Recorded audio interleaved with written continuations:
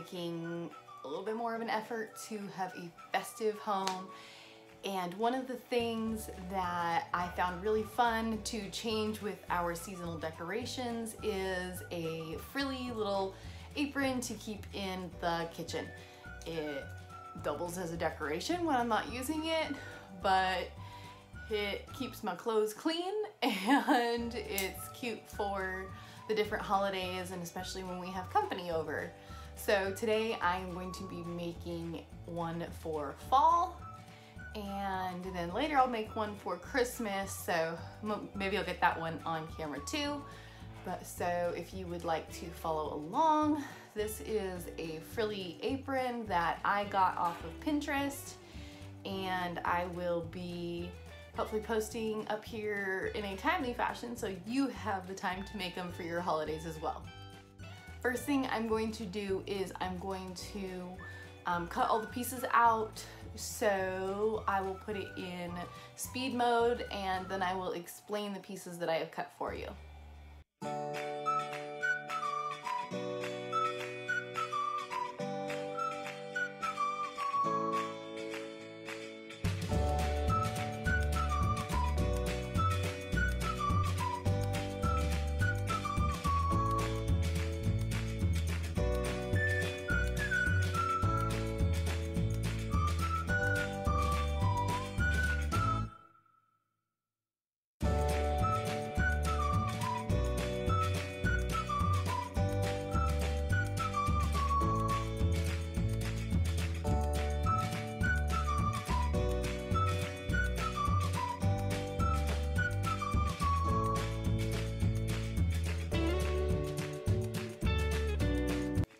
So I cut out all the pieces for my apron. I cut out the straps that'll go around your neck, and this triangular piece is the bib front here. I have the waistband to attach the ties to, so all those will be matching. And then this is going to be the underskirt that all the frills will attach to. And then here I have quite a few different colors for the frills. So I have one matching the bib part, one matching the underskirt, and then a couple other that just coordinate well. And I have the bib color that's going to actually be the very, very bottom frill as well. So I'm gonna put it back and fast forward, and that way you can see me sew it all together.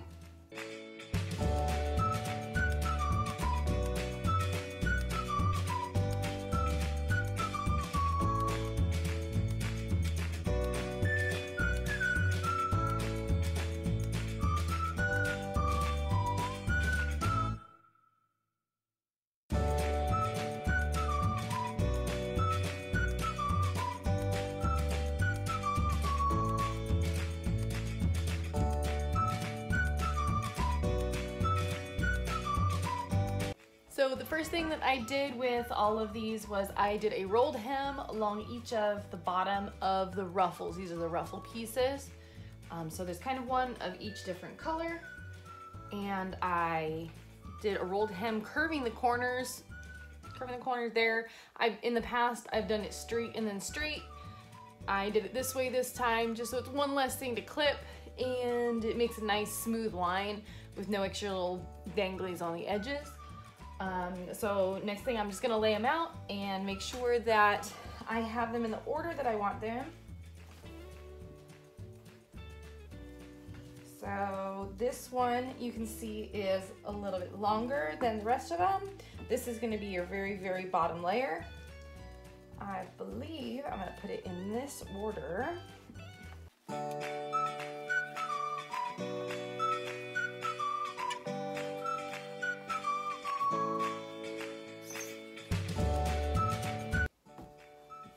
There we go. So you can kind of play around with the colors as you want to make yours. You could even do them all the same colors and just have a really bright thread for your edging there. But this is the order that I'm going to do it. So the next step is going to actually be to attach these two bottom layers. I'm going to ruffle them, and then I'm going to attach them to the under part of the apron. So I will pull out my other serger. The serger that I have that I just used was my original serger that I first ever bought. It's what I did most of my original projects on. And then for Christmas this year, I got a new Baby Lock Vibrant. So that's what I'm gonna do the rest of the ruffling on. And then I'll use my super old school Singer. I have a few machines. I'll use my super old school Singer to attach most of the ruffles and do most of the work on this apron. So you can do this with just a regular sewing machine from start to finish, just actually folding and ironing and hemming. I'm a little lazy and I like to use multiple machines to do a much easier one-step finish. So here we go, let's get this ruffling going.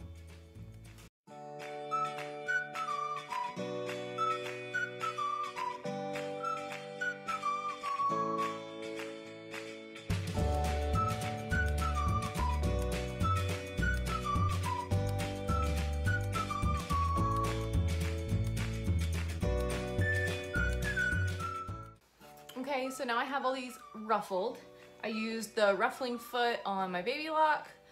Makes it a lot easier, a lot faster. That the first one, I forgot to use it and didn't put it on, so I had to hand pull the string to ruffle it. But then I swapped it in and easy peasy ruffles. I love that thing.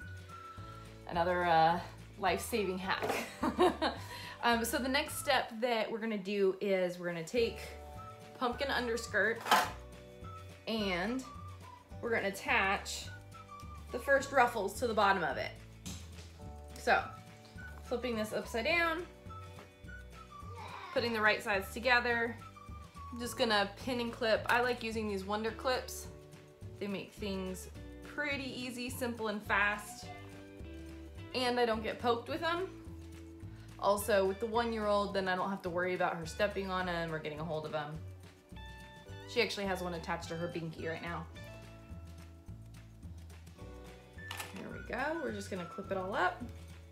And then I'm gonna sew and attach these two together.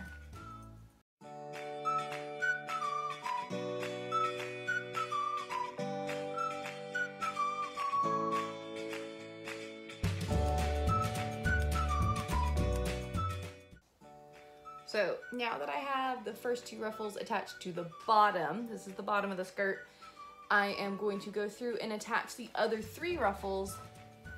What I'm going to do is I'm going to continue to attach them, looks like upside down, this way. I'm just going to use my regular sewing machine to do a zigzag stitch, and then it'll be kind of extra poofy when it lays down. So I'm going to go through that and I'll show you.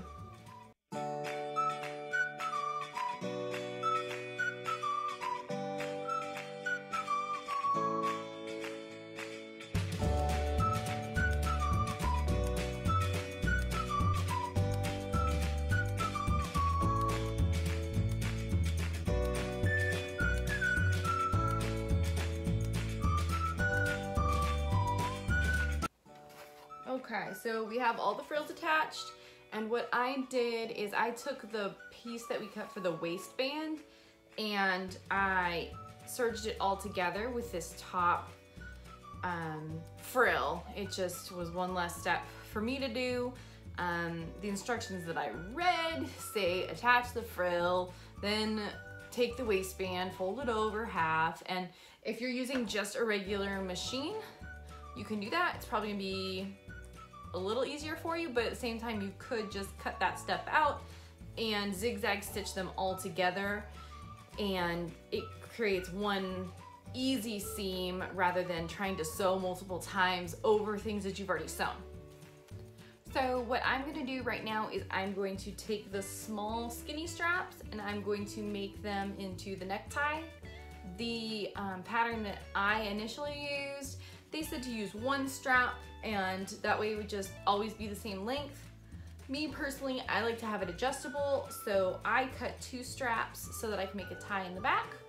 So I'm gonna go through and I'm gonna make these into straps, and then I will show you attaching them to the bib.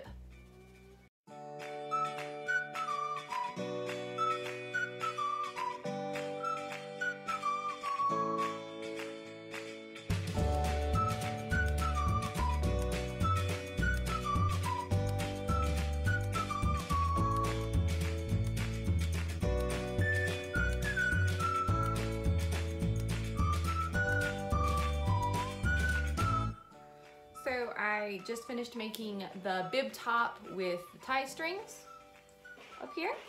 So all I did was I took the tie strings, I folded them in half and serged them along the edge and then turned them inside out.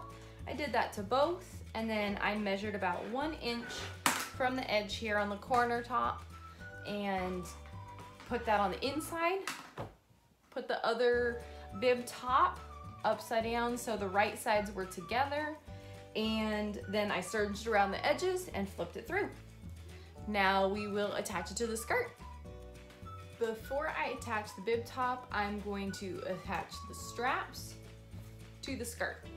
So we're just going to be taking that top waistband piece and turning the strap piece right sides together and stitching up the side.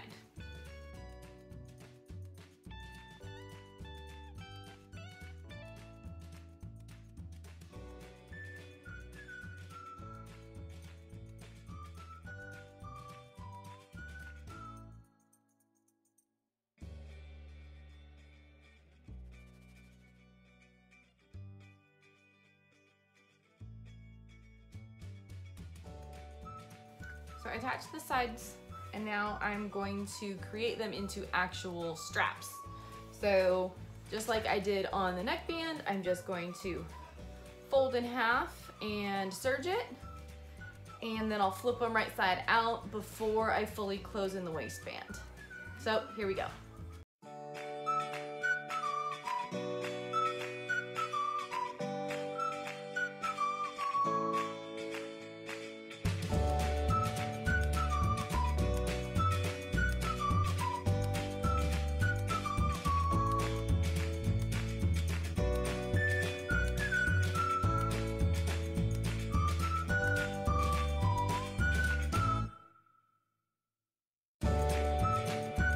I'm ready to actually fold and put together the waistband. On the written instructions that I read and found online, it was kind of confusing, but luckily at this point I've already made one, so I will be able to show you how to do it much simpler. What you do once you have the waistband piece attached is you're going to find the center of this, and just as you would be hemming it, you're gonna fold it in half with a 1/4 inch turn underneath. All the way across is what that's going to look like. But what I read to do is I'm going to find the middle of my apron bib. So, sorry, that's upside down. The apron bib, I'm gonna take it and I'm gonna find the middle of this to be able to attach in the middle upside down of my waistband piece. The waistband piece is going to be wider than the apron bib, so you can't just go by that. I am just marking this with a clip. I am going to put them together and find the middle here.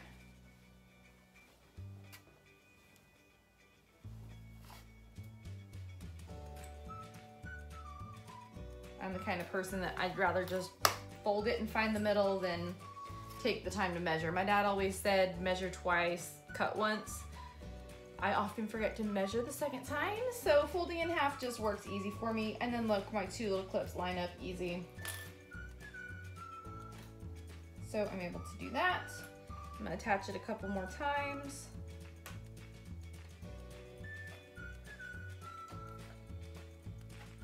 Just so I know I can move on to the next step a little bit easier.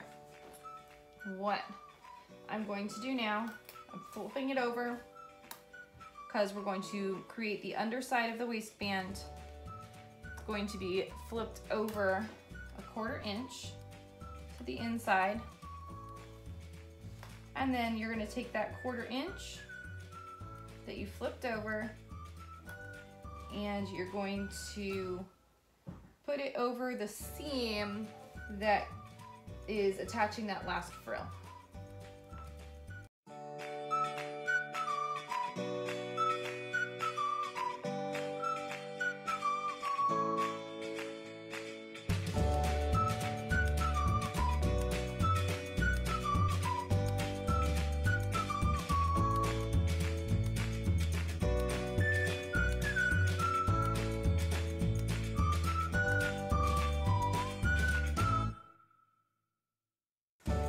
Okay, so now that I have it all pinned up and my straps for the sides are turned correct side out, I'm going to just top stitch around the whole thing. I'm gonna start going across here at the bottom so it finishes up that waistband, and then the rest of it is just kind of to be pretty.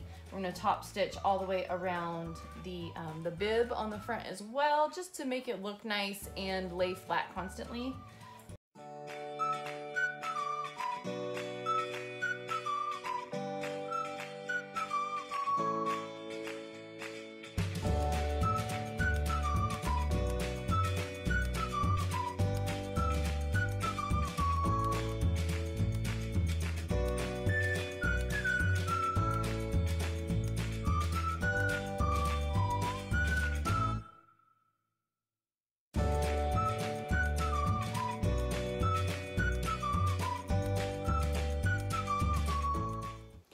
There we go. We have our cute little frilly apron. They have the individual frills on there. This time I chose to do a zigzag stitch. I'm not sure if you could see that. You could do zigzag, you could do straight stitch if you have a machine with any like fancy flowers or anything like that. You could of course use those. You know, it's just another little detail that you can add. I chose to do zigzag since this is going to be my fall Halloween-y kind of apron this year. And it's super simple. A couple pointers that I would suggest is if it's your first time doing it or you've never really coordinated fabrics before, you can go and get coordinated packs of yard fabric at Walmart. That's all I did. I got 1 yard of each of these fabrics, and they even come in a 4-pack sometimes, or in the same area that they're kind of already coordinated for you. Or you could just use a single color with your thread being the accent, like I said, on the rolled hem, or just even a different color for the waistband. I'm looking forward to fall and making some pumpkin pies in this.